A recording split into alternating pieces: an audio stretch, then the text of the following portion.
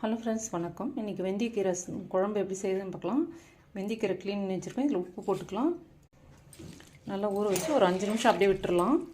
ஒரு 2 தடவை தண்ணி மாற்றி கழுவி எடுத்துக்கலாம். இந்த மாதிரி உப்பு சேர்த்து கழுவும்போது இதில் ஏதாவது சின்ன சின்ன பூச்சி இருந்தால் கூட வந்துடும். ஒரு 3 தடவை வாஷ் பண்ணி வச்சுட்டேன்.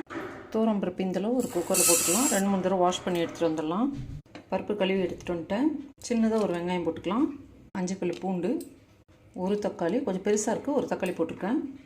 காரத்துக்கு ஒரு 4 பச்சை மிளகா கட் பண்ணி போட்டுருக்கேன். உங்களுக்கு பச்சை மிளகா பிடிக்கலனா வரமிளகா போட்டுக்கலாம்.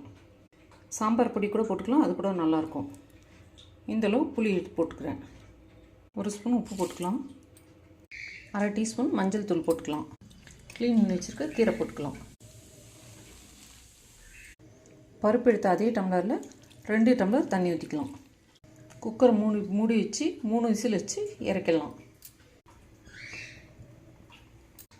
3 விசில் வந்துருச்சு. இப்போ ஓப்பன் பண்ணிடலாம். கீரை ரெடி ஆகிறதுக்குள்ளார இந்த பக்கம் சாமரிசி சாதமும் ரெடி ஆகிடுச்சு. கடுகு, சீரகம், பெருங்காயம் தாளிச்சிக்கலாம்.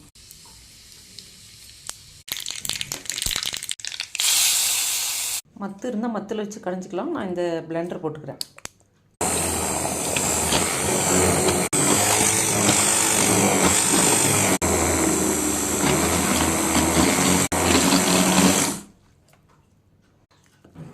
டேஸ்டியான கீரை குழம்பு ரெடி. ஆறிச்சுன்னா இன்னுமே கொஞ்சம் திக்காகிடும். தண்ணி உங்களுக்கு எக்ஸ்ட்ரா வேணுன்னா கொஞ்சம் சுடு தண்ணி ஊற்றிக்கலாம். இந்தளவு திக்னஸ்ஸே சரியாக இருக்கும். தேங்க்யூ.